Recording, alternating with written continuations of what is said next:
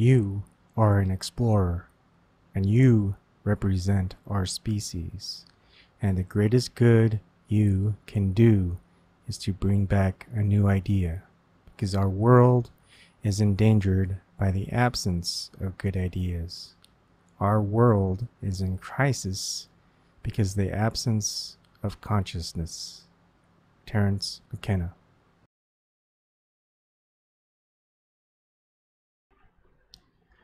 Hello everyone. For people who are worrying about me, please don't worry. I'll get back to you soon. I just went and do a couple of things on my own since I do help out a lot. But there are things that I want to let people know about. And it's important whether you think it's important or not. Okay, this is an hour and 2 minutes long with 40 seconds, and I will be back to discuss this and a couple of other things once it's done playing. Thank you.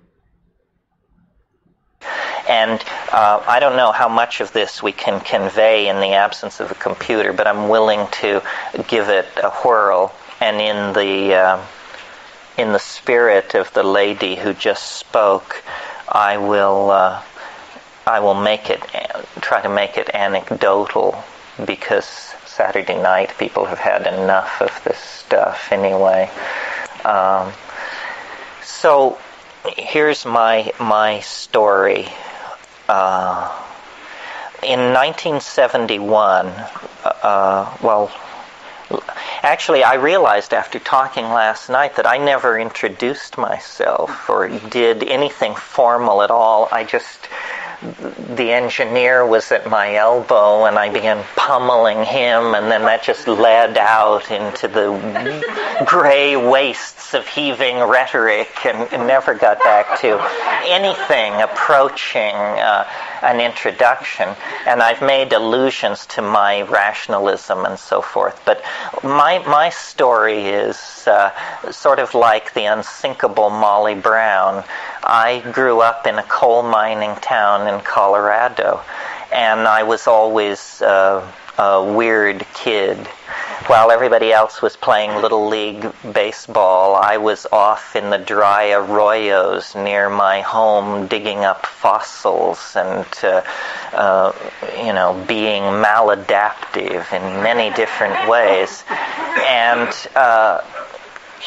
the thing that I was always tracing or looking for was a kind of iridescence that adheres to certain kinds of matter, certain situations, and even certain kinds of people.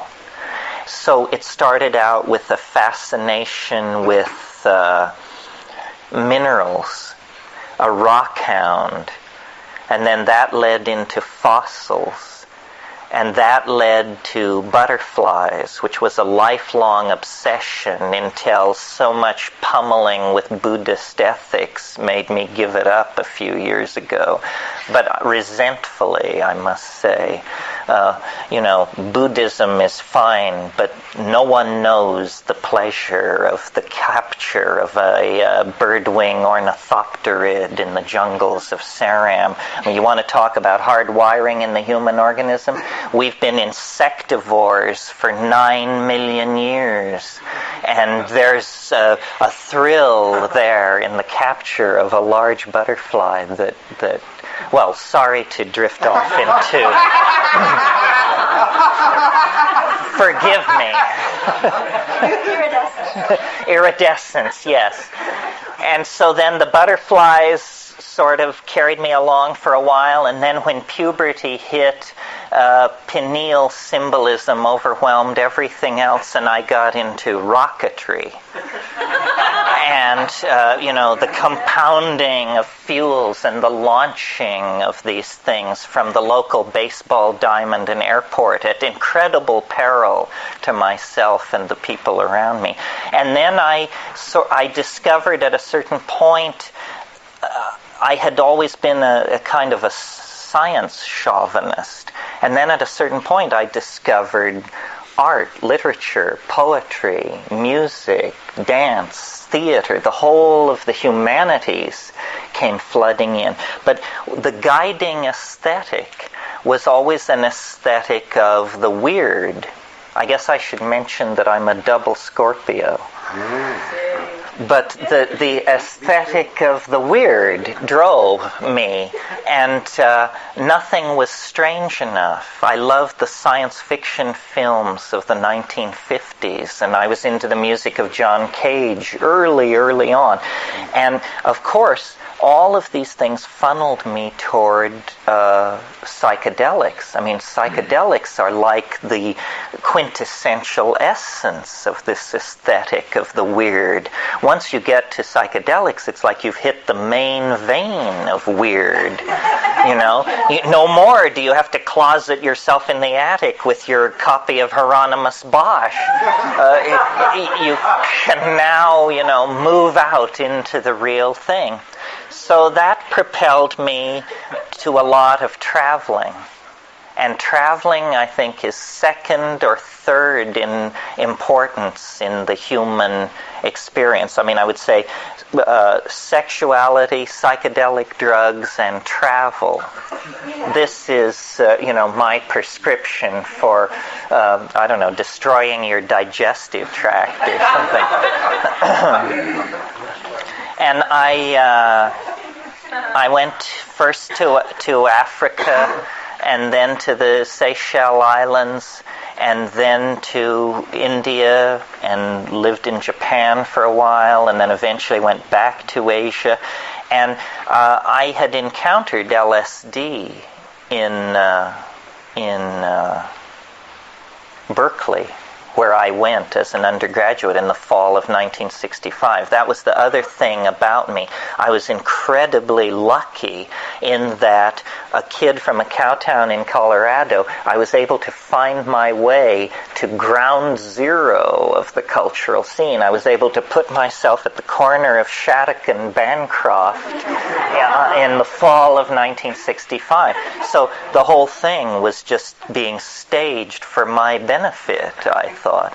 Well, so then I became very interested in psychedelics, and I actually smoked DMT early in 1967, a tremendously fortuitous moment in the history of my the development of my thinking. Apparently, SRI, the Army, was trying to develop a drug called BZ, which was an aerosol-delivered tryptamine a hallucinogenic tryptamine that would be delivered by an artillery shell into a Vietnamese village. And while everybody was stoned on DMT, our boys would come in and kick butt or do whatever they do. And a 55-gallon drum of solid DMT had been boosted off the back of a truck by some Stanford graduate students. And I'm telling you, it was incredible. I mean, it's never been that good. I don't know what this stuff was exactly. A 55-gallon drum of... Yeah, really. There might be, actually, the search for the treasure of the Sierra Madre.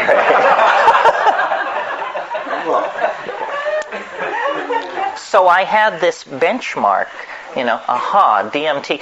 And I took a fair bit of LSD in those undergraduate years at Berkeley, but I have to confess, it was never easy for me. It always seemed like psychoanalytic Drano, kind of. And after each acid trip, I would say, my God, I'm not going to do that again. Well, of course, then 2 weeks later, I would be back to it.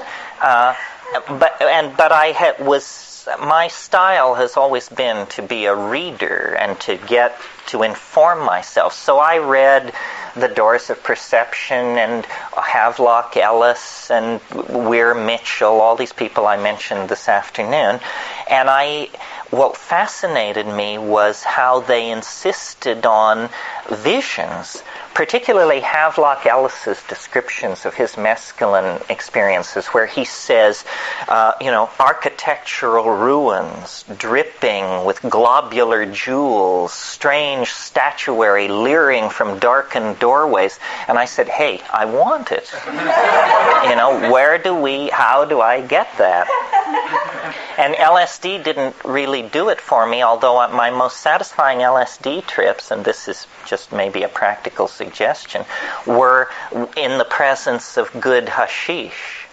Hashish seems to be able to pull the pure translucency of LSD toward a much crazier, more psychedelic, more mushroomic-like place, at least for me. So then I went to India and I knocked around for a while, and I quickly became incredibly disillusioned with all of that. I mean, I don't know, folks.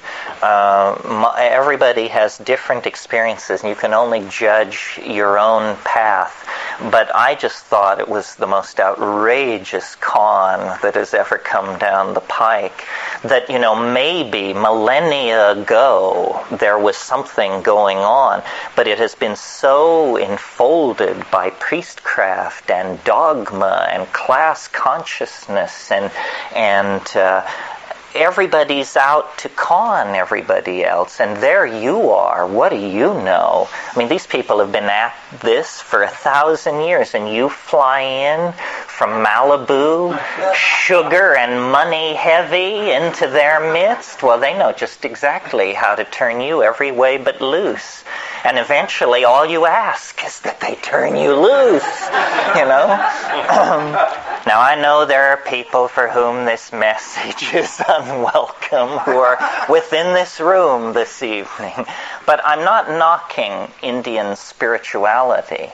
I think that there is a great wisdom about how to live that these world religions have accumulated. The problem was I was 23 years old and I wasn't interested in wisdom on how to live. I was interested in how do you get as loaded as possible and then be able to talk about it. So I went through all these experiences and was abandoned by the love of my life, and all kinds of things happened. And eventually I decided that the answer lay in the Amazon. And so in late 1970, I had been living in Vancouver, British Columbia. I couldn't enter the States because I had a price on my head. Not much of one, but an uncomfortable situation to be in. So then I went to the Amazon for the first time with my brother and a couple of friends who came with me from the States, and then we quickly made common cause with a woman down there, and she came with us. So it was 2 women and 3 guys, and we were considering that I was the oldest and I was 25 years old. As I look back on it, we were an incredibly serious and well-informed group of 22 through 25-year-olds. And our intent, we had all graduated from the school of DMT. We were all post-revolutionary Berkeley communard types. And we had collectively decided that the only hope lay in somehow getting into the DMT flash for longer than a minute to a minute and a half. And that the strategy for doing this must be then to go to the Amazon and explore these psychoactive drugs. And the one that we were interested in is one that even today has yet to become an item on the Malibu consciousness circuit, a drug called ukuhe. Ukuhe, it's used only by the Witoto, Bora, and Muinani tribes of the lower Putumayo of Comissaria Amazonas in Colombia. Very limited geographic area in a completely remote part of the Amazon. And what was interesting to us was the anthropological reports were that they rolled it up, it was the resin of a tree, and that they rolled it up into little pills, and that they took the little pills and then they would lie in their hammocks and they would speak to the little men. And so we said, this has got to be it. And Dick Schultes, Richard Evan Schultes of Harvard, had already published on the chemistry of ukuhe, and it was definitely contained DMT. So we said, okay, these people have found the way into what we then called the beta level, just for shorthand.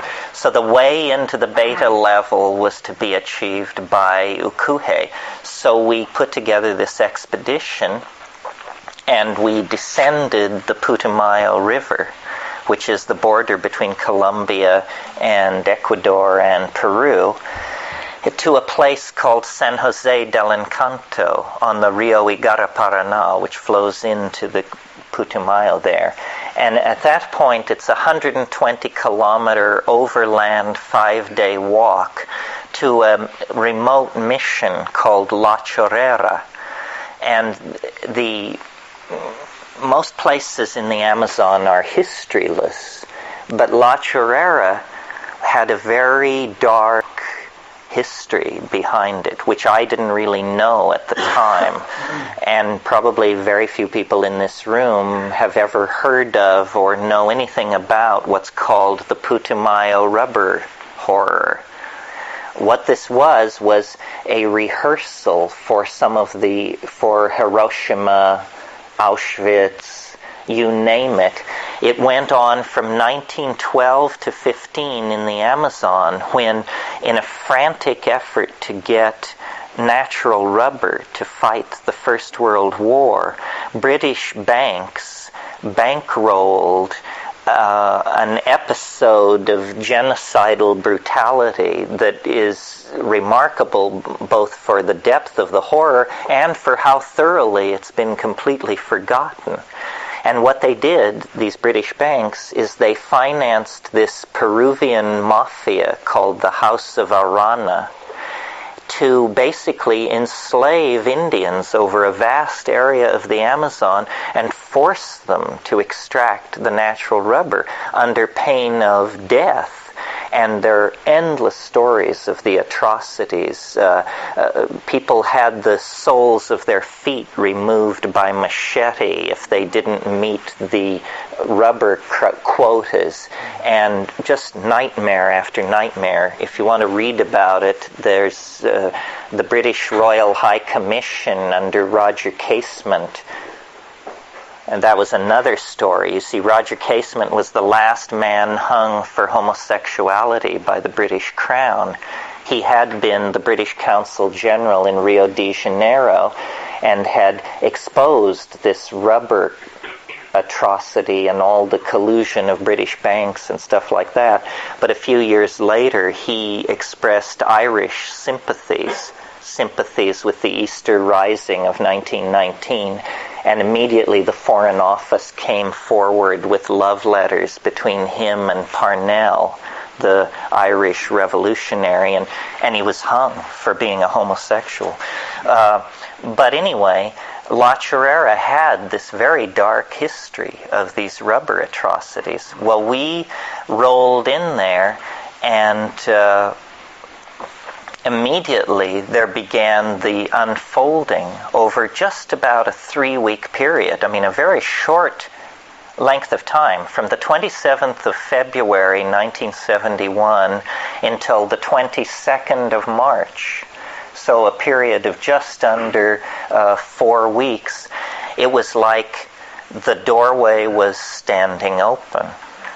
All rational expectation had to be put behind. It was as though our whole lives had built to this moment, and what we thought was a quest for an obscure orally active tryptamine drug, it turned out it was more as though something which had been with us from the cradle actually lured us to this extremely remote place where there was no way out, no radio, no communication of any sort, lured us to this place to then begin this series of unfolding ideas. And these ideas that were released in that 3-week period are basically all I've ever worked with. I haven't had an original thought since March of 1971, essentially. It's just been endless recension and reworking of what happened there. Well, what happened was taking a lot of mushrooms and being in this incredibly natural, beautiful, low toxin environment. I mean, there was barely even radio waves in this place. It was so remote. It was like our minds began to dissolve back into the order of nature. And we began to discover what the order of nature actually is. And it took the form of an idea, which my brother Dennis, who's the pharmacologist of the gang, although he wasn't at the time, he has gone on to become the person he most was before he studied the subject. Now he is a molecular biologist, research pharmacologist, and drug designer. Then he was a 21-year-old kid with a rave. But he proposed that there was a way to take these psychedelic drugs and to use sound to cause a small number of these drug molecules to permanently bond into the DNA. The term for this is intercalate. And it's known now, although it wasn't known then, that many drugs do this. Many drugs do intercalate. You all know how DNA is a double helix with nucleotide rungs on the ladder. Well, certain molecules, especially certain drug molecules, can slide right in between the rungs of that ladder, and without imparting any physical deformation to the molecule, they can change its properties. In fact, this may be how psychedelic drugs work. Now, we're at the edge of known physiology and neurophysiology when we talk like this. One of the great puzzles of biology, or human biology, is the persistence of memory. In other words, it's said that every molecule in your body is cycled within a 5-year period. That 6 years ago, there wasn't a single atom in your body that is now in your body. The form persists, but the matter is traded in and out, except in one case, which is the neurons do not trade out. The neurons that you're born with are the neurons that you die with. So then the problem here is memory. You can be 70 years old and have an absolutely crystal clear memory of your first day of attending school in that red brick schoolhouse 65 years ago. Okay, conservatively, 7 times every molecule in your body has been swapped out. So where has this memory been all this time that you can pull it up with perfect clarity? This is a great mystery of metabolism, unsolved to this day. There are several possibilities. One possibility is that memories are not located in the body at all. Although suggesting this is no magic bullet, it raises a number of questions, probably as difficult to solve as the original question for which this was proposed as a solution. Okay, what are the other possibilities? The memories must be stored then in the non-degrading part of the body. The non-degrading part of the body is the neural DNA. The cell nuclei of neurons don't change within your lifetime. Well, so then you take this idea to an orthodox molecular biologist or neurophysiologist or geneticist, and they say, well, this is just bunk. I mean, in the first place, you don't understand the concept information. The kind of information which is stored in DNA is sequences of nucleotides which code for protein. To confuse that with an image of your great-grandmother's face is to just, have such a mush of categories that it's hopeless to even talk to you. Okay, so that destroyed the supposition, but it didn't solve the problem of memory, yeah. What about the possibility that what happens when you remember that schoolhouse 65 years ago, that you aren't remembering it, you are remembering the last time you remembered it, that you only actually remembered that schoolhouse once, and then every time after that, all you remember is the last time you remembered it? But what if you haven't remembered it for 50 years? I mean, this happens. But I'm suggesting that you're not remembering it each time. You're only remembering a snapshot of it. You remember the last time you remembered it. But what if that was more than that length of time ago? Yeah, that doesn't solve this problem of how is the memory trace able to persist. Well, so Dennis's notion was, he said that some form of superconductivity must be involved. Now, this was 1971. Superconductivity was not known to occur more than 0.3 of a degree above zero absolute. He said, no, there must be room temperature superconductivity going on in the DNA. This must be how the DNA preserves information. Now, if you know anything about superconductivity, it is the perfect physical phenomenon to use for preserving information, because no information degrades in a superconducting circuit. Say you have a ring of supercooled gold and you impart an electric current to this ring. That current, barring interruption of the superconducting state, will circle that gold ring with zero resistance for eternity. Now, the only thing which can cause the superconducting phenomenon to cease is if a high-energy source overwhelms the superconductivity, comes in from the outside and disrupts it. Now, think about the problem that nature faces with the genetic machinery. The key to life is error-free copying. Wherever there's error, then there becomes mutation or problem or incompatibility.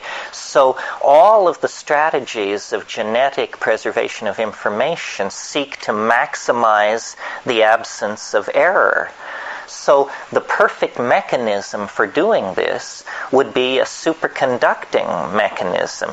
Now you see, the major cause of mutation in the natural environment is cosmic radiation, ambient cosmic rays, high energy particles that smash into the genome, physically collide with the DNA and break the bonds and disrupt the message so that it can't be copied. Superconductivity would be the natural medium to retard this process. So Dennis's notion was that the DNA was a kind of superconducting storage device, and that in fact what we call the Jungian unconscious or the racial memory or the genetic memory could be tapped into, and that what a drug trip is a neurotransmitter that competes with serotonin that then broadcasts off this genetic memory bank a slightly different slice of the catalog. Serotonin broadcasts are the equivalent of traffic and weather reports, where it tells you how to get around in the world and where not to go and how to avoid problems. if you swap out the serotonin channel for the psilocybin channel, suddenly it's the equivalent of Pacifica Radio. It's running philosophy discussions and classical music from another planet, you see, because the efficiency and the emphasis of these neurotransmitters is different. Well, so we went through a series of startling revelations and experiences using this idea, because he was dead serious about doing this and decided that I would be the likely candidate for what he called hypercarbylation, and that, you know, we would saturate me with drug molecules, and then he knew how to do the thing to make an ordinary trip turn into the forever trip by locking these molecules into their bond sites. Oh, and that's the piece of the puzzle that I didn't explain that you might not realize. When a molecule is superconducting, when a molecule is at 0 degrees absolute, it becomes superconducting. So if you can cool a molecule to that level, it will immediately bond permanently to whatever is physically nearby. So Dennis said, what you do is you take all these, you saturate your body with these drug molecules, and then using a complex theory of harmonic canceling, which I won't regale you with this evening, he thought there was a way to generate sound that would affect a very small number of these drug molecules and cause them actually to superconductively bond into the DNA. And then the trip would be permanent. The trip would be scripted into the genome, or at least for the life of the organism. And he suggested that if you make the DNA superconducting in this way, that eventually death is no problem. It's just sort of like a shedding, and you go into the rivers and the water and the air, and you become very tiny. You become the size of your DNA nucleus. Well, I thought that this was a very highly unlikely notion. So unlikely that since he was so gung-ho to try it, the best thing to do would be to just let it rip. And if there was something there, that would be interesting, but that I was willing to bet dollars to donuts against it. Well, he set up the experiment, he did the experiment, and he had made very extravagant and inflated predictions about what would happen. He thought that you would literally give birth to your mind as a physical substance. I don't know whether it would flow out of your nose or where it would come from, but he thought that there was a kind of superconducting, translinguistic matter, he called it. He thought there was a way to dissolve the boundaries between matter and spirit and create an obsidian fluid that would be obedient to your own imagination, that would in fact be you. You would just preserve your body as a convenient reference point, but you would actually become this stuff. What were you guys on? Yeah, really? I'm telling you. So I thought, sure, so try it. So, What's to lose? Yeah, what's to lose? We didn't come all this way for nothing. You say you know what you're doing. Nobody else has a clue, so go for it.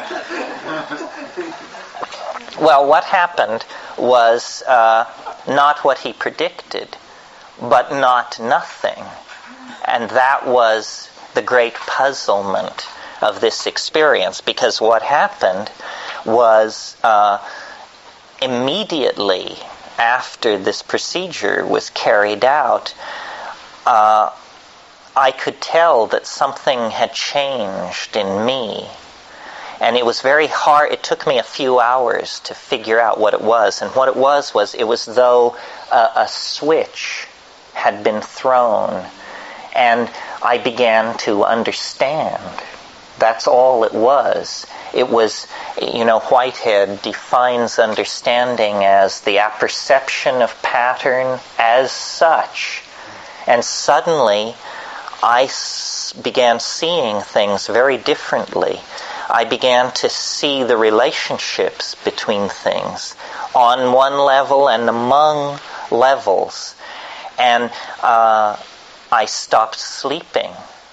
I didn't sleep for 11 days, effortlessly.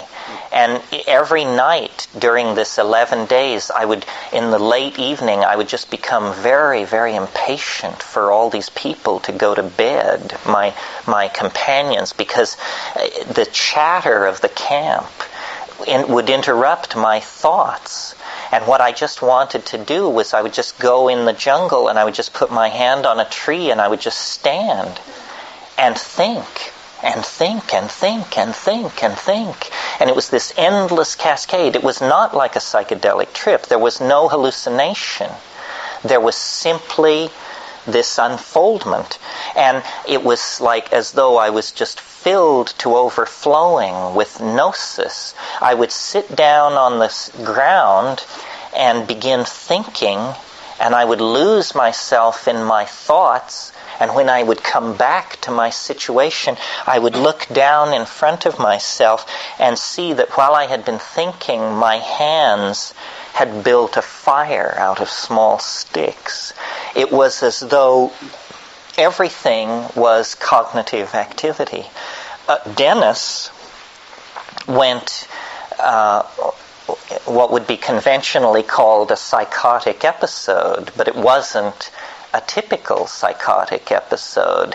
It was a kind of turning inside out, so that he became, he in a single moment after the hypercarbylation, it was like he ended up at the other end of the universe, turned inside out and headed backwards. And over the next 14 days, he came through a progressive narrowing of his what he was identifying with, so that first it was the whole universe, then it was the galaxy, then the solar system, then each of the planets moving in, then all life on Earth, then all mammals, then all human beings, then all Irish, then finally all the McKennas there ever were, and then finally the question was he him or me? And then he got that sorted out finally, and then he was fine. Shaken, but fine. We've now reached the 22nd of March, 1971, and I was just, I couldn't talk to anybody. I was in a very, very, very, very strange place. I mean, things went on. Well, just as an example, because there wasn't much of this 3D stuff that you could wrap your mind around, but everything was teaching me. Everything had a message for me. And I would go out into the jungle, and I would raise my arms above my head, and I would call the butterflies into me out of the jungle, and they would come, first by dozens and then by hundreds. And I would stand there, and here's how the thought progression would go. I would call the butterflies in, and then it would move me to tears. And so there I am, standing, covered with butterflies, tears of joy streaming down my face, and streaming down my face, and streaming down my face. And finally I begin thinking, so now what? And then I think, the people back at the camp who doubt me, those bastards, wait till they see this. So then I would go to the camp, and I would, smiling, the tiny smile that only Buddhas can manage, and I would invite them into the jungle to see something unannounced. And so they would say, well, I don't know, you're just, all right, we'll go. So then we would go into the jungle, and I would raise my hands above my head, and I would call the butterflies in, and none would come. And these people would just say, "Oh, God, it's getting worse and worse and worse. Your brother is nuts. You have delusions of This is pathetic. I mean, this is a mind in wreckage. This is the green hell. This is the thing we feared the most, you know?" And so eventually, and any of you who are self-diagnosed as schizophrenic will agree with me on this, I'm sure, the key to surviving schizophrenia in one piece and avoiding massive intervention by the mental health care authorities is shut up. Shut up about it. Do not talk about it. Of course you can raise the dead and heal the sick and divine distant event, but just shut up about it, or you're not going to make it through. Well, eventually everybody else sort of renegotiated themselves back to some kind of reality. My brother flew back to the States, and I was, in a sense, left in the Amazon to mull all this. So is there unfinished business from last night? Yeah. Was the voice that was directing you on the time wave stuff, is this something that's under the influence you hear this voice, or is just your natural, you just hear this voice whenever? Or were you... Well, it's sort of... we talked last night about it. Dennis had this notion that he could bond these molecules in permanently. And... everybody you only get to be one person, so it's very hard to know what it's like to stand in someone else's shoes. But going into that experience in the Amazon, I was a fairly disorganized... I don't think I had a very bright future, actually. And I spent my last dime to get in there. So there was essentially, it was some kind of heart of darkness thing where I was just pulling out all the plugs and sinking deeper and deeper. And since then, my life has the character of pure science fiction. I mean, I sort of became the alien ambassador, and was given a sinecure and appointed to then, mediate between the other and a certain kind of person in a certain kind of society. So the weirdness never leaves me, to answer your question. But in a sense, this idea is completed now. There are always unanswered questions, but the complete metaphor is there.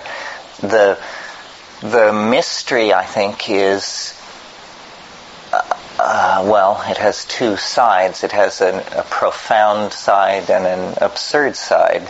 The profound side is, is the world tidally locked with an extra-dimensional object of some sort that has sucked an animal species into history and is, revealing itself through the transformation of our flesh and machines? And if not, on this schedule of 2012 and so forth, then what does this idea exist for? Is it just simply that I have a peculiar pathology married to a certain amount of charisma, so instead of being locked up and dragged away, I can turn it into a marketable product in a very marginal way that allows me to keep paying my phone bill and stuff like that? Is that what it is? Notice that the idea is not designed to last. I don't really understand much about what's going on. It seems to me there are levels and levels and veils and veils. It puzzles me that life seems to have become some kind of story. It's much more a literary construct than it is the product of the stochastic motions of atoms under the impingement of the four basic forces of physics. Everything appears to me to be authored in some strange way. And I wonder if this is not, the spreading assumption of the psychedelic illusion, delusion, revelation, that life is in fact art in some very profound way. And then, being somehow fated to literature and the spoken and written word, I wonder, if this is a novel, if this is a construct of artifice, well then it behooves each one of us to ask the question, who am I in the plot? Who am I in the context of the story? I mean, maybe it's your story, the Shlomo Ekbach story, or maybe you exist to draw the bath for Milady on page 220 and then bow your way out of the room, never to be heard of again in the story. That wonderful line in Prufrock, I am not Prince Hamlet, nor was meant to be, am an attendant lord, will do to start a scene, swell a procession, advise the prince. Careful, obtuse, meticulous, at times a bit ridiculous. Anyway, are you that person, or are you Prince Hamlet? And then the question becomes, if you, the character in this literary construct, are slowly becoming aware that it's a literary construct, then is that part of the plot? Is this a story about a sort of Pirandello-esque exposition of the levels of personality as we rise into awareness that we are caged by artifice? Or are you getting out from under the control of the author? I sort of think that, one thing that I've sort of discovered as my career has gone through its circuitous and glacial advancement is that as you make your way into what are called the corridors of power, you discover they're remarkably uncrowded and there are no waiting lines at the water fountains. There doesn't seem to be anybody really running the show above the level which just makes sure that UPS delivers on time. Above there, where you would think there would be, in the captain's tower, there's a kind of eerie emptiness. And I think that means that one can aspire upward in this matter of taking a little bit more control of the plot. And that the goal is not so much to advance your character, act out your character, and by brilliant marriages or daring military campaigns or feats of investment genius to somehow begin to take over the stage. This isn't the way to move the evolution of the personality. The way to move the evolution of the personality is toward empathy and eventual assimilation of the viewpoint of the author.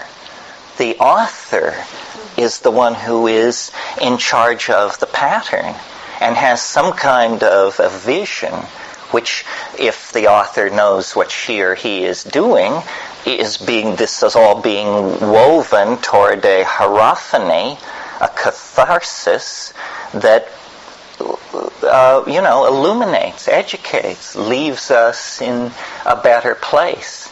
And I think the payoff on this is if you become the author is sort of in the position of a programmer. The author can save or destroy any character. So if you become the author, you can write an ending that will save your character from the destruction that was inevitably built into it for you to get into this mess in the first place. You see? So it's now, what lies behind such raving as this? Can this coffee really be that strong? Terence, when you were in the jungle and Dennis had his 14-day psychotic episode or whatever it was, did he take the same drug that you did? Did you both do the same thing? Well, very shortly after we got into it, he didn't do any drugs. Because it was perfectly clear that he had no need of them. The way it worked was we had a series of mushroom trips. Well, we had walked all this way through the jungle, and later I had occasion to walk that trail again, 110 clicks, and it was so difficult the second time that I had to face the fact that the first time we had actually had like wings on our feet or something. We accomplished an impossible physical feat without even noticing that we were doing it. I mean, and then when we got there, we had a series of mushroom trips, and on the third mushroom trip, we were talking in the hut. It was in the middle of the night, and he was saying how he regretted that he hadn't been able to reach our father by telephone before he left for Colombia, because he hadn't been able to really say goodbye properly, and he was, this kind of unsettled trip, and we were all sitting in hammocks in darkness, and you could hear a Witoto walking on the trail because his transistor radio was on. You always know when an Amazon Indian is nearby because they're tuned to anyway. So not El Paso, but so we could hear this Indian with his transistor radio winding up the trail toward us. I remember it was an ad for Costeña, la cerveza más mejor de Colombia. And then as it came and faded, then Dennis made this very strange noise, which was like a metallic, a very strange noise. And it was like that was really for him the moment. It came in a moment. And then we talked, and he was agitated all night long, and he kept wanting to go down the hill to where these other people were sleeping, and and by morning he was saying, you know what we could do with this? And then he just laid out this whole theory of molecular canceling and molecular intercalation. And but drugs had a surprisingly little amount to do with it once he caught the wave. So you never used to kuhe? We went through this whole thing at La Chorrera and left at the end of March. And the woman I was with and I stayed in Colombia another month. Everybody else went back.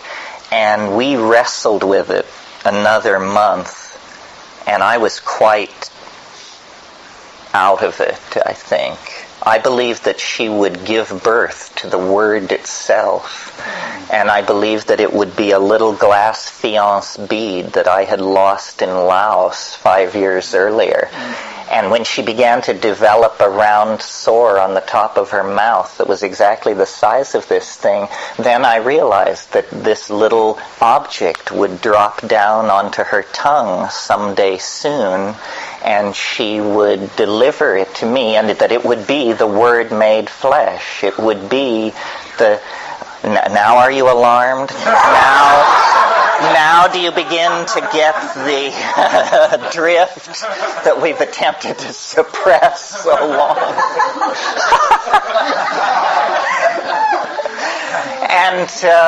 And you know, I thought that this thing would essentially be a suitable second body, a reposit. I can't explain it. I mean, it was the Philosopher's Stone. It was everything. We were nuts, let's face it. But on the other hand, there was concentrically surrounding this whole thing, there were immense synchronicities. I mean, the world around us seemed to be mad as well. It seemed like we were caught in the infundibulum of the concrescence or something. I mean, it's now what I would expect to happen just days or hours before the final closure on that wave that we looked at last night. But in our local domain, it seemed to be happening for us then. And you know, I was flaming, and it took me years and years to dial it down so that it's even as friendly and packageable as it is in the present moment, because for a long time it wasn't. I mean, it just drove people to the walls. I mean, they just said, I don't know, and I don't want to hear and I've had it, and call me when you're better, you know. Did you say, though, that there is a monoamine oxidase inhibitor reaction? Well, we did brew ayahuasca and take it, but I think, having seen it, having lived with shamans since then, and having learned a lot more about ayahuasca, I think the ayahuasca that we brewed was so weak as to be dismissible. Yeah. You had mentioned the transformation of flesh and machinery. With your understanding of shamanism, could you speak a little bit to shape-shifting, their idea of shape-shifting, and how that may occur as far as our endpoint here, our common endpoint, and also the computer technology that allows us to pattern these theories and perhaps bring us our own notion of authorship due to that, and what that means for our own flesh transformation? Yes, well, in a way, I think these new technologies of information retrieval and virtual realities and this sort of thing are simply the engineering mentality following along behind the shamanistic intent and putting it in place in silicon and glass and so forth and so on. The persistent rumor in real off-river Amazon psychedelic shamanism is of this fluid, this stuff, which you can generate out of your body under the influence of these compounds, that is this translinguistic matter, this mind, this spirit matter amalgam, which you literally give birth to out of your own body in the and what the claim is that's made for this stuff is that it's like a collapse of ordinary geometry. There are stars inside this stuff. You can also look into it and see who stole the pig. You know, you can look into it and you can see how the fishing would be if you moved upriver.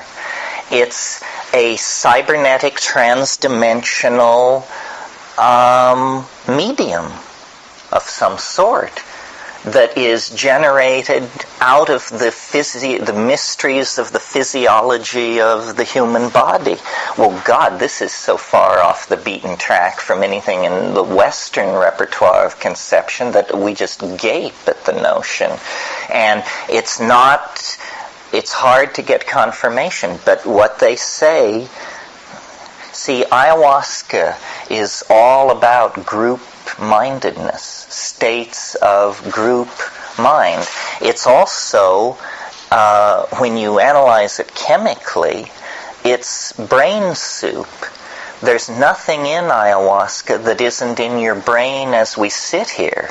It's made out of DMT, and it's made out of beta-carbolines like harmine and harmaline. These things all occur naturally in your brain. So in these off-river tribal situations, people take it all in a group, and when the boundaries dissolve, there is a group mind present that is able to make decisions. And the shape-shifting and the mystery of who was it? We were just talking about the fallacy of misplaced concreteness. This is the fallacy which haunts the Western mind. For the shaman, you know, attention gathers energy to itself. And so you can create a projection. So the mystery, I think the mystery of shamanism and the mystery of the psychedelic experience is a mystery of language. How can we are imprisoned by language, and yet it should be our vehicle for liberation. And something has happened to our language through the phonetic alphabet, through the abuse that print has laid on to our thinking. You all probably know the ideas of Marshall McLuhan, who felt that the linear quality of print created such notions as the citizen, the industrial assembly line, the theory of interchangeable parts, a whole bunch of conceptions which we take totally for granted are in fact adumbrations of the shift of sensory ratios caused by an unexamined acceptance of the printed word. One thing probably worth talking about this morning is how do you get, is there hope in all of this? And some people find my rap very ambiguous because this meltdown point in 2012, which we slapdashedly sometimes refer to as the end of the world or so forth, seems number one, irrational, number two, despairing. Well, I don't think we can do too much about its irrationality, but I think living in the light of the expectation of something like that orders your priorities. And in case you didn't notice, we all have our own mini-apocalypse built right in. You may miss the end of the world, but you definitely are going to have a front row seat for the end of your world. So, is that any less profound? Are you such a selfless Democrat that you're more interested in the end of the world than the end of your world?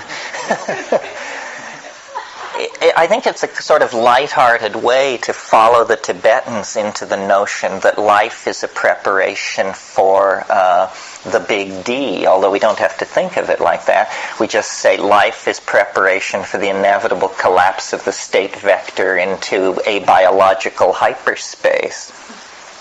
I heard a doctor on NPR last week, and they were talking about cancer or something where a lot of people die, and he was saying, yes, well, it isn't easy to prepare people for the mortality experience. And the interviewer said, did I understand you to refer to death as the mortality experience? I thought that maybe that's a good idea. Kind of soften the blow. It's just one more experience.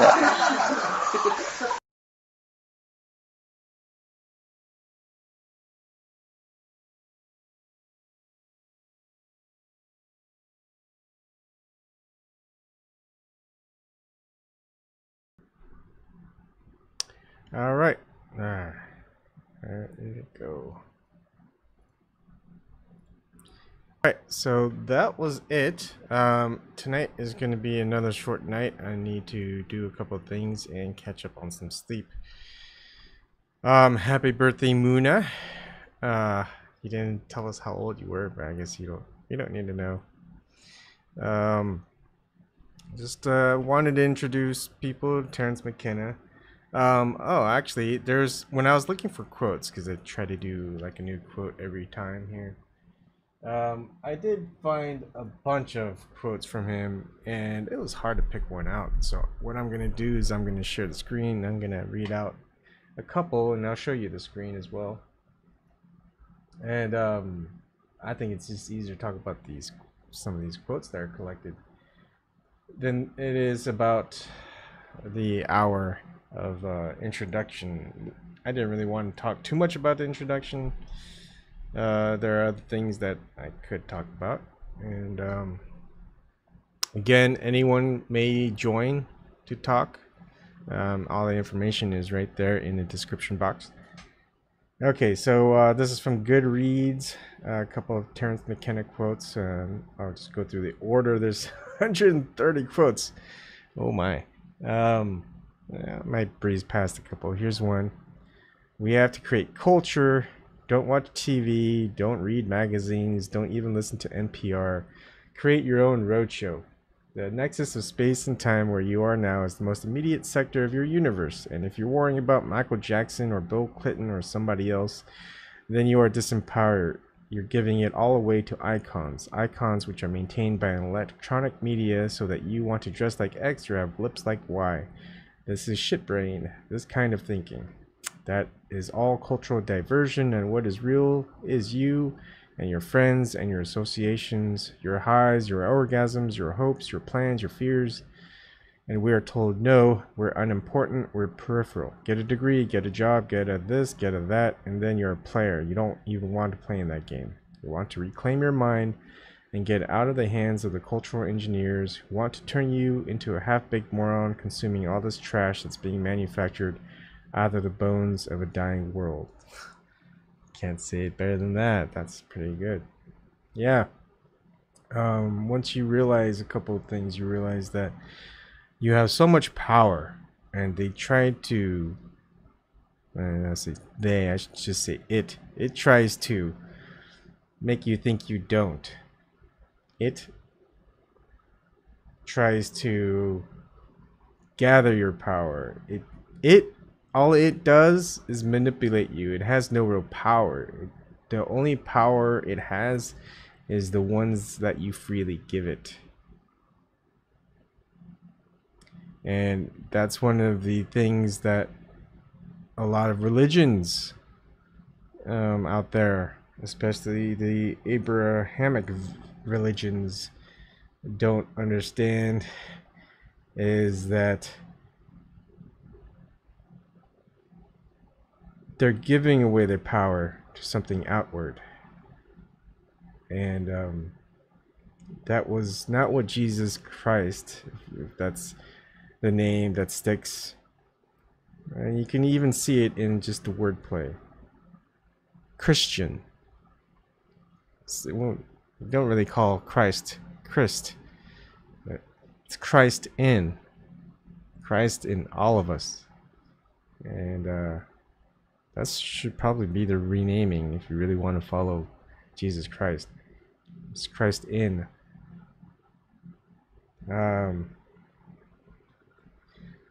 Let's see.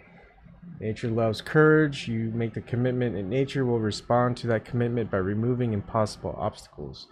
Dream the impossible dream, and the world will not grind you under. It will lift you up. This is the trick. This is what all these teachers and philosophers who really counted, who really touched the alchemical gold, this is what they understood. This is the shamanic dance in the waterfall. This is how magic is done, by hurling yourself into the abyss and discovering it's a featherbed. Maybe I'm not there yet. It's okay. You don't have to go anywhere.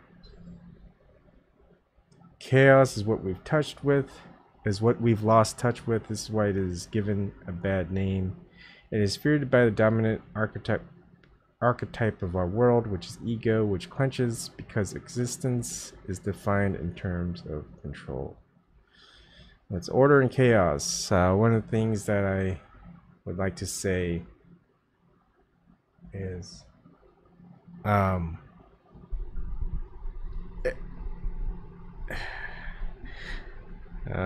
especially when I was researching a lot of occultism, and there is duality out there. All your senses know the extremes. It's not just good versus evil, light versus dark, cold versus hot. There's any senses that you can realize. Many understand from our current education that we have 5 senses, which is sight, hearing, smelling, taste, and touch. 5. There's plenty more out there, but just focus on the ones that you have. When you see, the extremes are light and dark. What you hear is silent or constantly loud. Smelling is stinky or it smells really good. Same thing with taste. Touch, it's really hard, really soft, really cold, really hot. Once you get to those extremes, you can't feel the extremes. You can't. You won't notice them. As far as certain extremes, we're not made to handle those extremes. We're there to fit in the between, the balance of all those. Just thought I'd say that. Along with the quotes, till people come in, and again, probably be done in 15 to 30 minutes. 15 minutes probably if no one joins. Talking about all these connections that keep occurring, there are, and I'll get to more. A lot of it's just simple because language keeps changing, but the thing is, I think the experience is always constant, and that's a weird thing. And there should be scientific experiments done on this in public and research and scientists, and not just the government that use it as weapons. They weaponize consciousness. They weaponize against consciousness? It's interesting. All right. Psychedelics are illegal not because a loving government is concerned that you may jump out of a third-story window. Psychedelics are illegal because they dissolve opinion structures and culturally laid down models of behavior and information processing. They open you up to the possibility that everything you know is wrong. Well, I knew that before this experience. The cost of sanity in this society is a certain level of alienation. That is true. One of the things that I do want to mention is, tell stories to my daughter every night for bed rather than just bedtime stories that other people have written. I tell her stories of my own, and most of everything's pretty much made up. One of the stories I told her tonight was about this farmer. Another farmer came and helped out, or was asking for help. And the hope was that his plants were sick and they were dying, and he didn't know what to do. So he asked this farmer. And this particular farmer is a very, very smart farmer, let's just say. And he said, well, what do humans take? Where do humans go when they go get sick? We go to a doctor, someone who heals them, a healer. Now, what do they give them when they are sick? They give them medicine. And what are medicines made up out of? Medicines, how's it going, Perseus? Medicines are made up out of plants. They're made up out of trees, shrubs, whatever. They're in the plant kingdom. So how do you heal plants? What medicine do you give plants? Well, plants don't need medicine, they heal themselves. What they need to heal them are us, humans. our touch, our feelings, our thoughts, our love. That's how we can heal them, because it's we can't give them parts of our human self, but they feed off of that, and that's how we can heal them. They're normal things that they need to grow and live. You know, that's sunlight, that's good soil, that's water, temperature range as well. They have to maintain and fit into a balance as well, just like humans do. And just like how we breathe in air and they exhaust air, and we exhale carbon dioxide, and they breathe in carbon dioxide, there's an equilibrium there that people don't realize. And to get away from this equilibrium takes things out of balance. Again, everything is a balance. And it's funny when a lot of people, and I was like this too, is we want to explore the universe. We want to explore what's out there. Same thing with religion. We want to look outside of ourselves. So why would we want to go explore outside of Earth, Mother Earth, when we haven't even explored Mother Earth itself? We haven't explored ourselves as well. Why would we want to explore and find other aliens when we find so many things that are alien within our own Earth? Okay, good night, and we don't call it alien. We just call it this and we call it that, and then we dissect it and we just find little pieces of information and we catalog it, and that's it. Is that what we're going to do when we go outside of the universe? Is that what we're going to do? We're going to do the exact same thing that we're doing here. We're going to explore enough to we're content of the catalog that we have of it, and instead we're going to plant our ornamental trees that have no value. We're going to put up McDonald's up in outer space, and is that what we're going to do? You gotta think. We need to explore here. We need to really find the equilibrium and the balance that we need to keep things growing and living and have a good balance of life. And then when we're ready, yeah, we can go out there. But we're not ready. How's it going, Perseus? Oh, it's going all right. I'm just helping my grandmother out again. Okay, that's great that you are helping out. It's people don't realize how much, and that's another cycle that people are doing, is they're no longer taking care of their parents. I understand that there's certain things and you have to live your own life, but the parents took care of you. And then nowadays, most people just take their parents to an old folks home and they just stay there.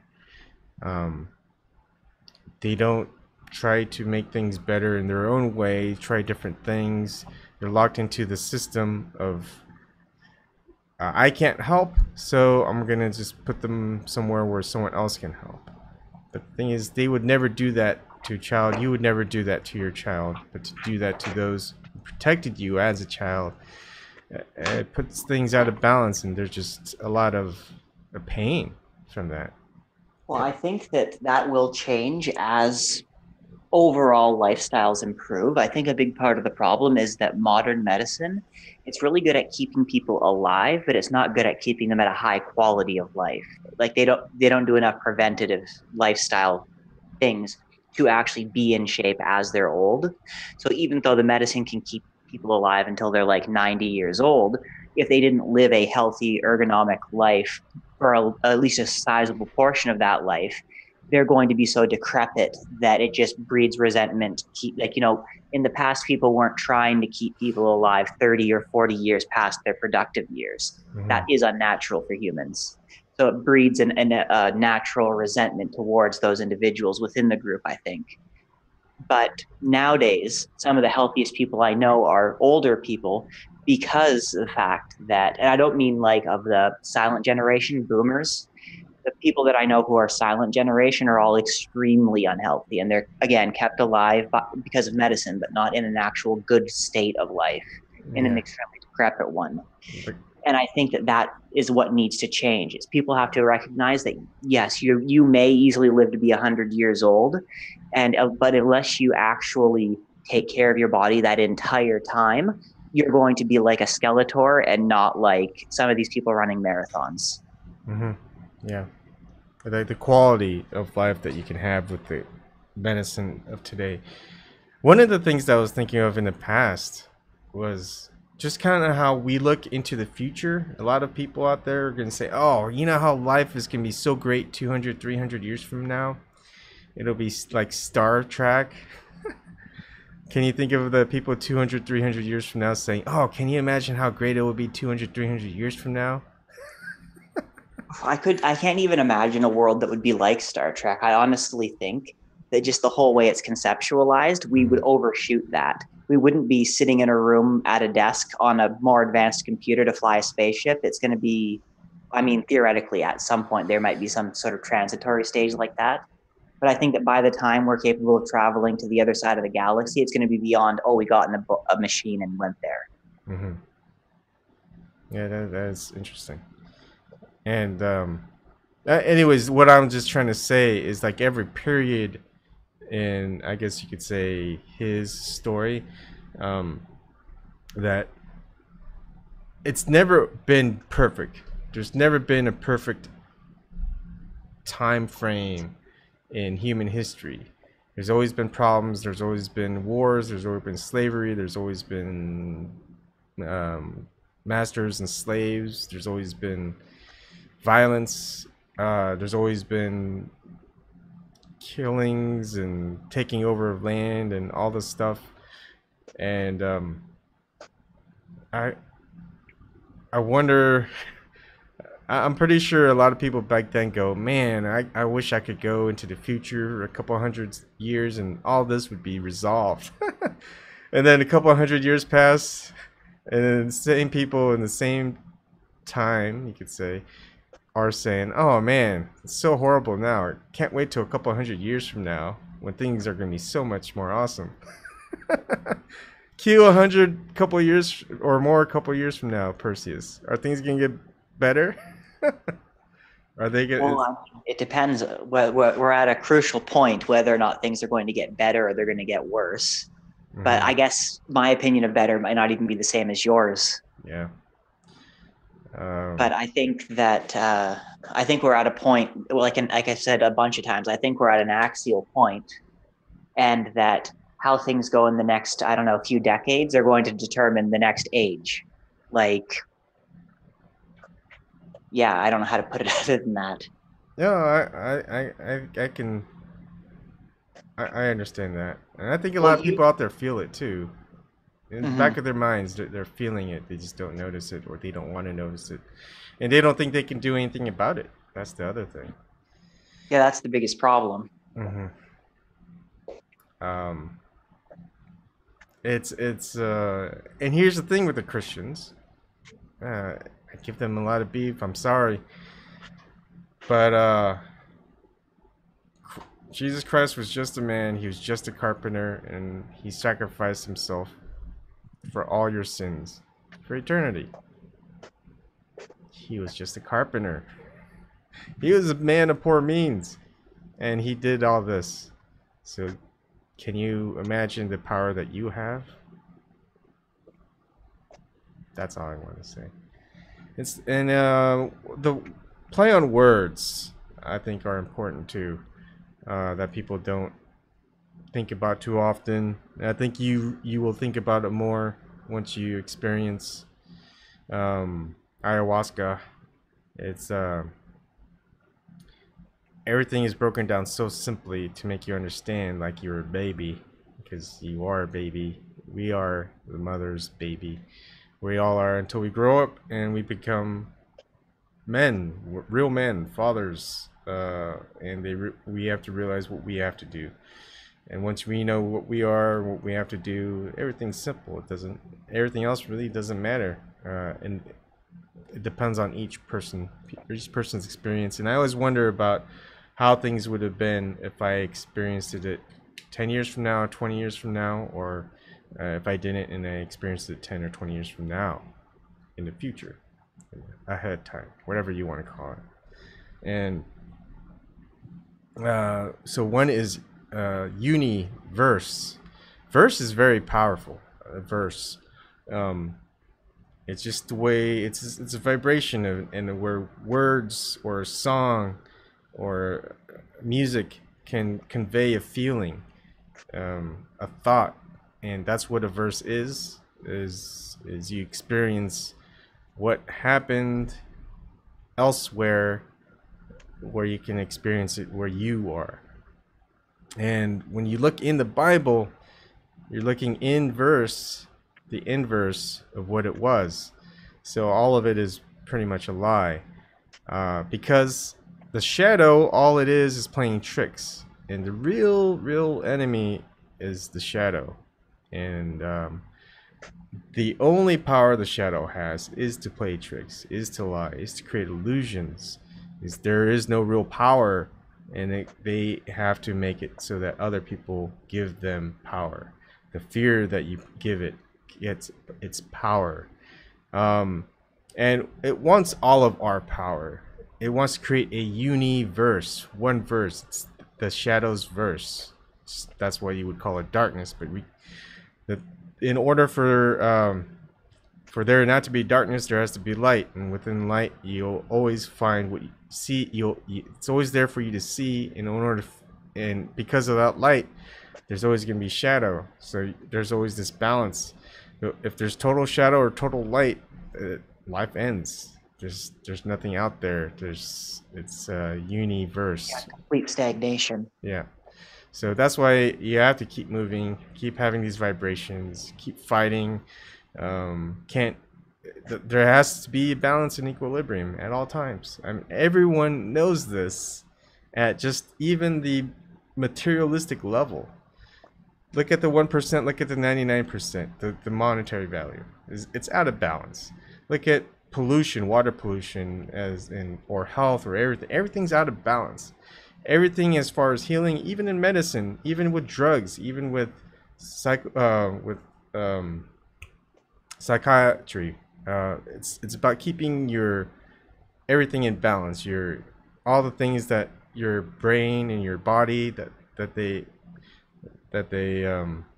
create, that gets distributed throughout your body. It's about balance. Your diet, it's about having a balanced diet. Everything's about balance, yet people don't want to think about balance in other types of ways, in other types of senses, and other types of consciousness or awareness. And they don't want to explore that because they're taught that to explore it is just crazy. It's just, there's nothing there. Yet we want to go and explore to find more of nothing out in the universe. Sorry, I should stop calling it a universe. It's not a universe.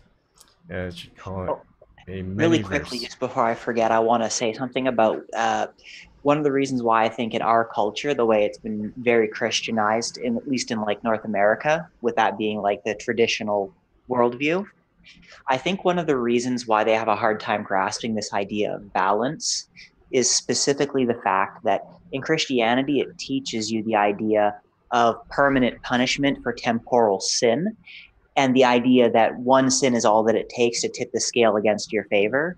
Whereas, let's say, for example, in a system of balance that would require you to do an equal amount of good or bad in order to keep those two things in check, that would automatically go against that way of thinking, in the sense that it's one strike, you're out in that system. Mm-hmm. At least the way that it's culturally implemented, even if it's not a literal textual interpretation. And I think that because of that, like there are certain pagan festivals, just for example, that take place at certain points of the year that are supposed to, so for example, certain hedonistic festivals were done intentionally so people would channel that type of energy at a set time and under controlled circumstances when it's not going to be disruptive to the state, because the state's anticipating it. They're the ones arranging it for it to happen at that point. And then having at opposite points of the year, or at different points of the year, depending on what's appropriate for the local seasons. So the idea of having like an austerity holiday after a hedonistic holiday, and a holiday that's very simple because there's work to be done at this time of the year, versus a holiday that's elaborate because there's no work to be done at this time of the year. And all these things were carried out, cyclically, to usually go with the seasons and what type of labor was needed at the time, right? And I think that because some of those festivals are things that people would consider very bad things, like the Lupernalia. I don't know if I'm saying it right, or the Lupric something. It was a Roman one that involved people running through the streets naked, hitting random people with whips. Like, that's not a positive experience that people would want to have happen to them. But the idea is that, you know, it's something that's unexpected that's just happening, and you have to be able to cope with that in the world. It's kind of prepares people to deal with that kind of stuff. And the idea is like they would sacrifice like a dog and some goats. They'd put on the skins of the goats, and then they would make the dog's skin into the whips, I think. And then they would just randomly run around beating people at random with it. And people were supposed to just put up with the fact that it's going on. They're supposed to just, hey, keep this, stuff still happening. You can't just stop and shut down the city because this is going on. I see. And yeah, it was actually one of the most popular holidays in Rome. It is an interesting idea. I mean, think about the worst that's happened of anything in human history, whether it's World War II, Holocausts, 9/11, whatever seems the worst. Everyone's still outside of it. That's not experiencing that moment. They're just going on about their business, their life. They eat, they sleep, they go potty, poopy, whatever, normal, typical life stuff. And the people who get out of those horrible moments, that's the same thing. They have to find their life again and just live it. But many have a hard time. But if you keep focusing on that same horrible thing that happened, you're not gonna live. You're not gonna go through life. You're gonna be focusing on that one event, like you just said, and shutting down the town, shutting down your life, and just in guard for that next moment when that's gonna happen again, whatever. And that's just a state of fear. I think fear is a big factor, and I think the part of that ritual kind of ensures that, yeah, something's coming, something's going to happen. We don't know what it is, but we shouldn't fear about it because, hey, it's going to either happen or it's not going to happen, just like in life. And if it does, imagine if they didn't do it at a specific time, that it was totally random. People would just always be worried about it, a certain mentality. I think same thing with a lot of people who are just prepping themselves for when shit hits the fan type of thing. And it's always nice to have that experience and that training, etc. But you can't live your whole life, with a gun in your bed pillow, under your bed pillow, with like machine guns mounted at every door, right? It's a weird way of. I guess, like, I would say this: my goal is to protect Mother, and keep the balance. Again, she protects me, and the thing is, if I'm so busy doing that and trying to fight and keep a balance, but I neglect my family, then the whole purpose is pretty much is moot, because the whole purpose is to have a family and protect your family, and that's how life keeps going, especially for us. And again, with keeping balance is, I think people don't realize that every animal out there in the world lives off of nature. It feels as if a lot of people, hey Garnum, it feels as if they don't expect that can happen. Like, if they go out into nature on their own, that they can't survive, but every other animal in this world can. They don't need houses, they don't need shelter, they don't need money, they don't need shopping centers, they don't need a cell phone. All the animals out there are okay, and they're actually better off without us humans.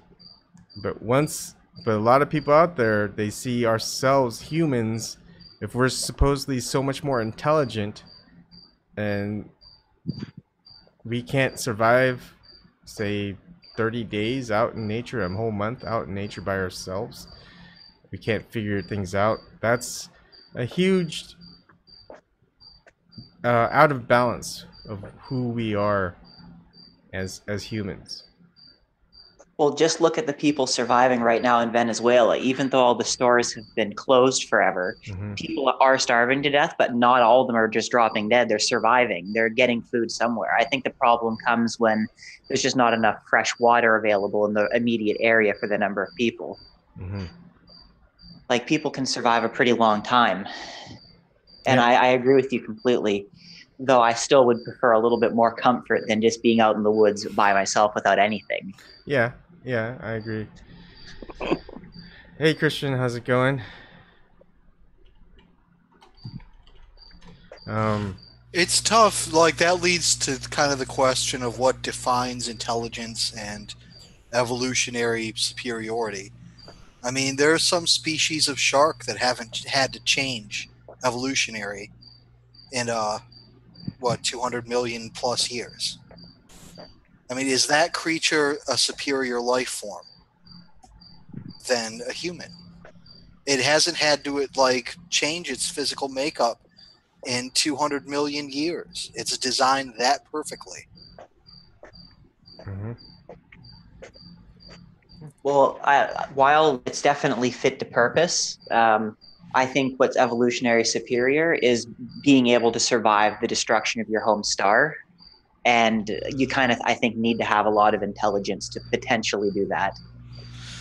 Yeah, I mean, we haven't proven that we have that ability yet. So, are there other creatures here on Earth that are better adapted to life on Earth than we are?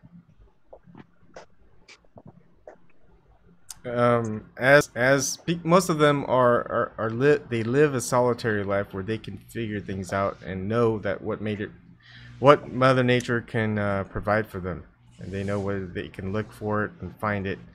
You don't see many of them just giving up and dying, or they'll know to find other either partner or group and know and fit within that structure.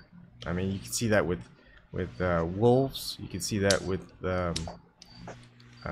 certain like lions. A couple of other species as well. Well, they'll adapt. They'll be off on their own, but then they'll eventually find a pack or a group, and then they'll fit in that structure of that group, and things will be a little bit easier. But then they also probably they can't do what they want if they're not the leader. They have to fit inside that hierarchy. I forget who it was, but there was, and it's someone who's it's a professor, I can't remember his name, that laid out a case that evolution, or that intelligence, is a dead end in terms of evolution. That it inevitably leads to the organisms consuming and destroying themselves in their environment. So there's creatures that, don't do that, like sharks. And he would see them, he asked the same question that I just did, if that is the case, then, which is the superior organism? The one that's better adapted to the environment, or the one that thinks that it can adapt the environment to itself? Yeah. And in the process of doing so, it disrupts the natural systems, and therefore causes its own end. Well, I guess, I mean, if humans had done things properly, we could be a lot less disruptive. It's just a matter of the rest of the population was too asleep to realize what our leaders were doing for a very long time to have any real control over that. Well, again, that's assuming that people are rational enough to decide what is best. And they're not, and we're not being basically driven along by programs. We're driven along by the program that tells us that we can reshape our environment. I mean, that's essentially what we define intelligence as being, is the ability to, you know, recognize elements of your environment and then, you know, work with them, make them work for you. So, I mean, if that inevitably disrupts the systems by which humans exist, then is intelligence a dead end? No, I don't think so. I think it's just we've gotten to that point where certain of us use our intelligence in order to manipulate others who have less of it. It's just a power structure. I mean, think about how governments operate, and a government, say the U.S. government imposing its rule, or the U.K. government imposing its rule to someone in, say, all across over the world in South Korea, or all the way across the world, like say the UK for Australia. So how is it that someone in another country, tens of thousands of miles away, wrote up some law that you can't do this, and you have to follow it, and if you don't, people are going to come and get you and put you in jail, where you had no say in it whatsoever? Does that make any sense to anyone else? It'd be like if there was a government of aliens outside the Earth and saying, "Oh, we created these laws, and you guys broke them, so you guys are culpable. You guys are being sent to our alien prison." It's like, we had no say in it. We didn't make up these laws. How does it apply to us? And that's what people don't realize. That's what's going on. And once people realize that doesn't apply to them, then we're going to be off in a way better world. Are you talking about like natural laws that we had no say over? Yeah, or even just legislated laws that we have no say over. Even within our country, there's legislated laws that the entire population of the U.S. don't have control over or any say over. They just make the legislation, they pass it, and if it's a Senate, that's 100 people. If it's the House of Representatives, it's a couple hundred, not that much, but it doesn't even get into 1,000. If you look in the population in the U.S., we're saying that about 400 and around 400 to 500 people in the United States make up all the legislation that around 300 million or so plus have to go and follow. And the 300 million people didn't even support it. Okay, yeah, 535. Thanks, Docs. And a lot of it is against the constitutional law as well. And we have constitutional law in place because we have a Supreme Court. And the Supreme Court, if they don't follow it, then who else is going to have to follow it? The people have to rise up and tell them, hey, you're supposed to be the protectors of the Constitution, and that these legislators are breaking constitutional law.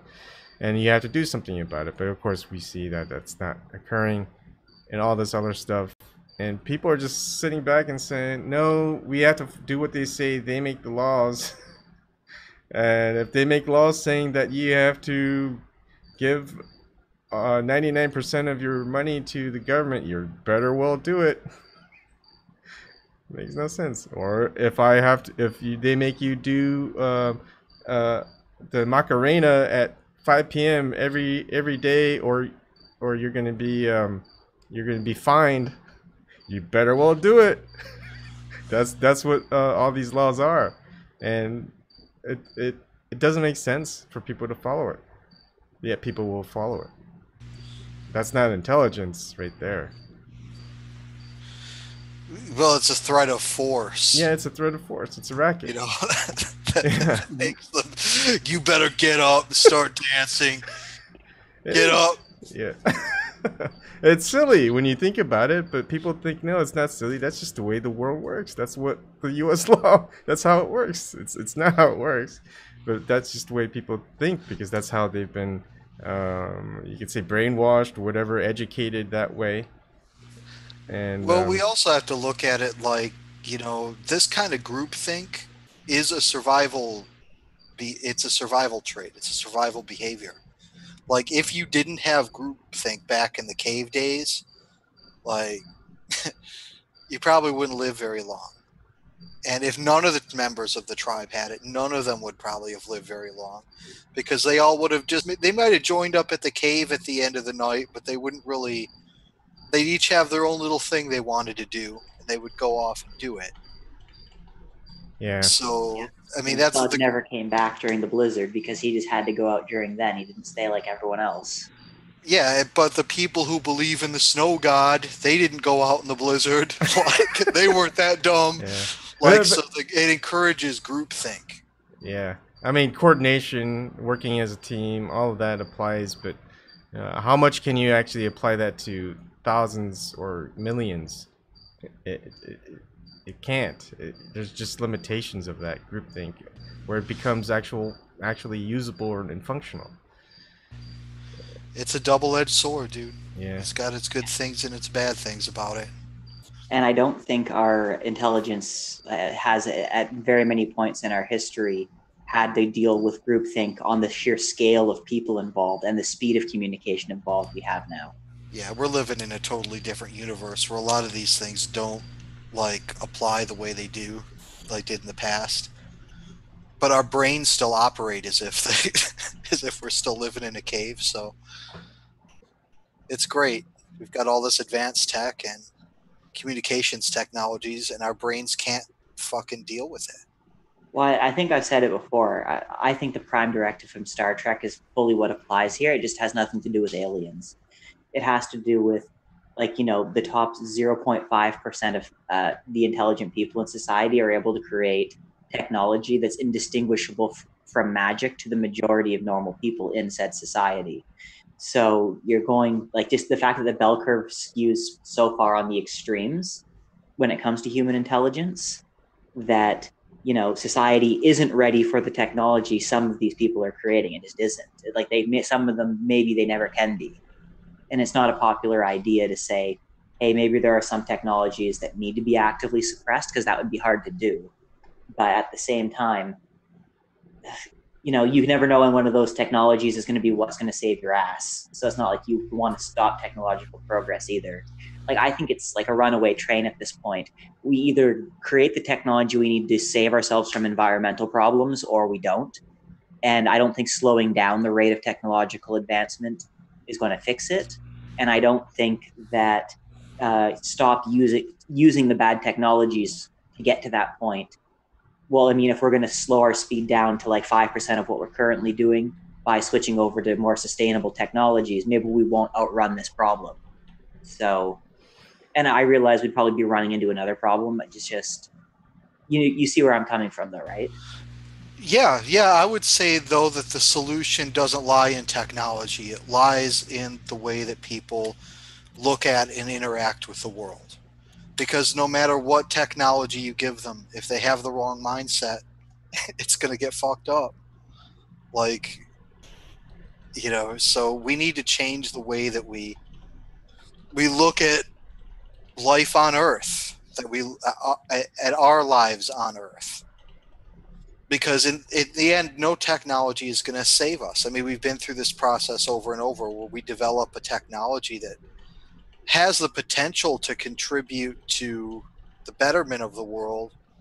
And maybe it does for a while, but in the end, like, it ends up crashing us. Like chemical technologies and nuclear power, for example. I mean, we don't have anything to do with the waste. It's a great way to generate power theoretically, but yeah, unless you want to put the waste at the bottom of some trench somewhere.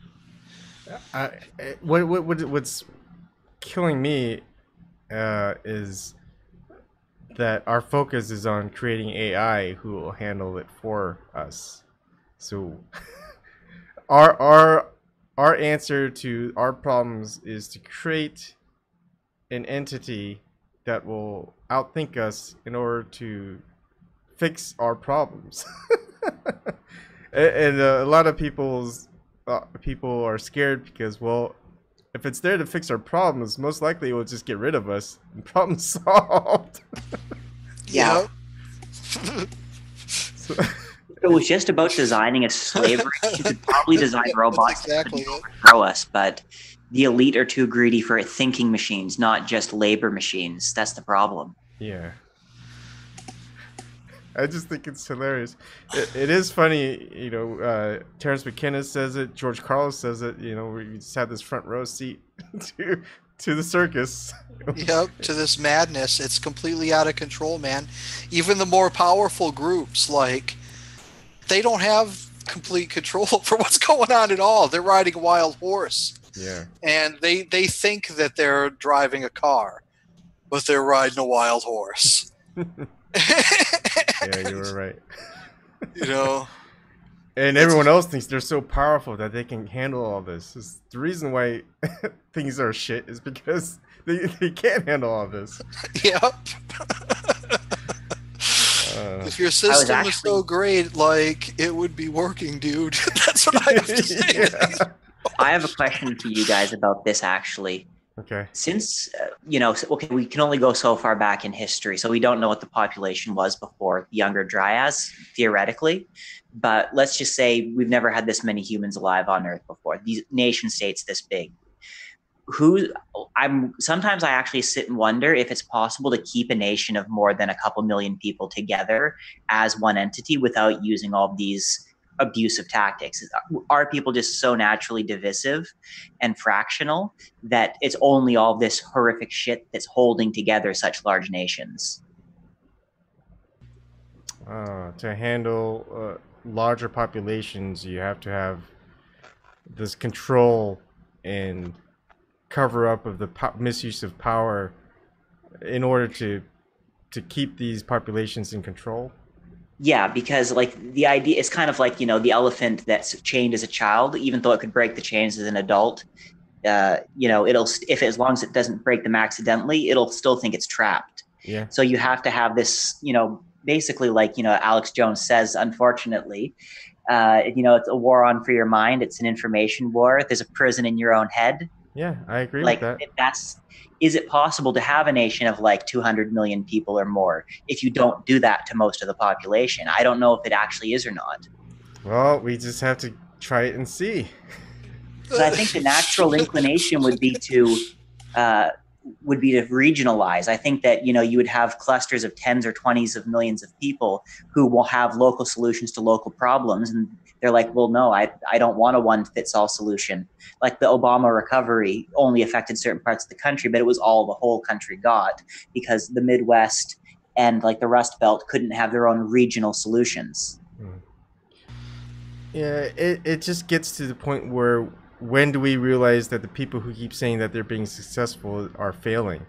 And our model of success, I would say Western civilization, maybe even the world, the model is monetary. Is how much money do they have? Oh, they have millions of dollars, they're successful.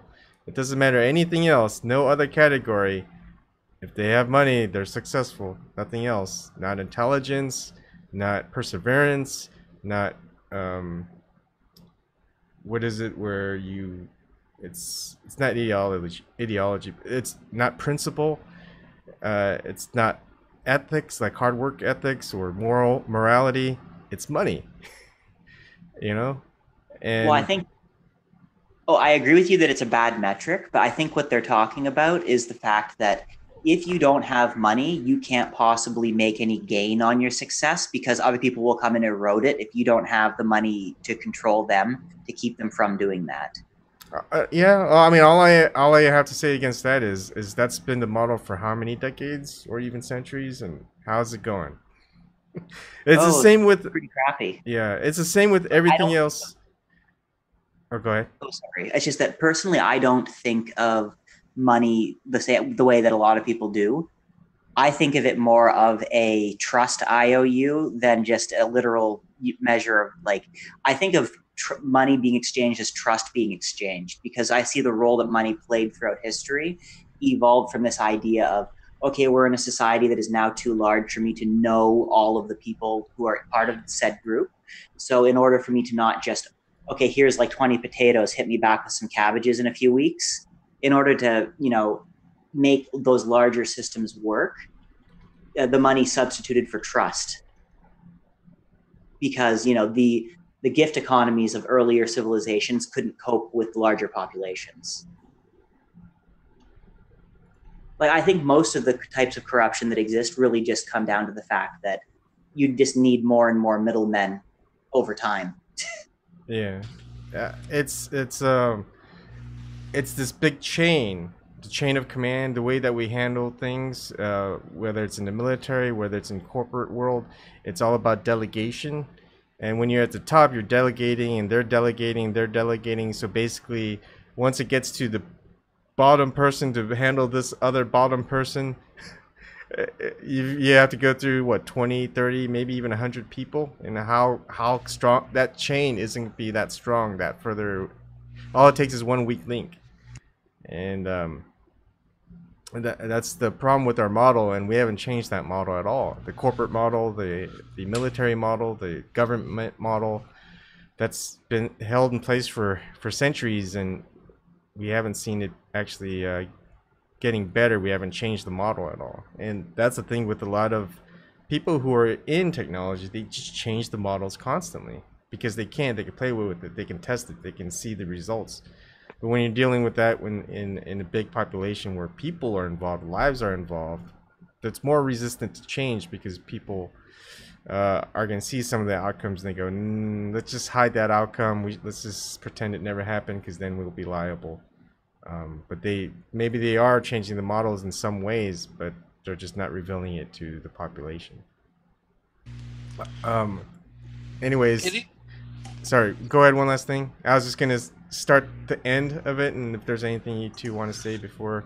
Well, as far as I've often wondered if there's a cap on population and cooperation, right? Like you have, and I would say that there might be, but using these underhanded and manipulative and punitive measures against people is again, it's a dead end. It develops so many neuroses and so many societal illnesses that the society will collapse on itself anyway if you use such methods. And that's a part of what we're seeing. We're seeing people with these neuroses about how much money they have. I have to get more money. I got to get more money. You see people with these anxieties and neuroses spreading all kinds of social ills. And this isn't true just in America, of course. I mean, some of these neuroses manifest themselves in gangs going around the countryside and murdering villagers in other countries. It comes from scarcity in part. So, okay, let's say we eliminate scarcity, but we continue to try to kind of mind fuck people and punish them, socially, over, departing from groupthink. Again, you run into the same problem. It's tough. Humans aren't like ants. Like I heard someone once say, they're more like wolves, right? Wolves will fight with each other, and they will do things that are counterproductive to the health of the pack. And ants won't do that, So how do you get 6 billion wolves in a cage and get them not to rip each other apart? That's why wolf packs. Yeah, I was leading right into that. Oh boy! Donate. I was just saying. Aside from that, I was just saying. Typically, wolf packs sizes aren't that big. And if they get too big, they splinter apart and fight over territory. Yeah. And then that's where they know how to create their borders. It's not going to be one huge United States border with millions of wolves together. It's yeah. Anyways, thanks guys. Thanks for coming on. I'm sorry it's a short night. Yesterday I was doing some help, so I didn't have a stream on. I could have for an hour or two. Tomorrow though, I'll try to do a longer stream. But Ryan's been doing a lot of streams lately, pretty early and long, so that's good. All right, dude. Have a good night. All right. Have a good night, everyone. Later. Bye.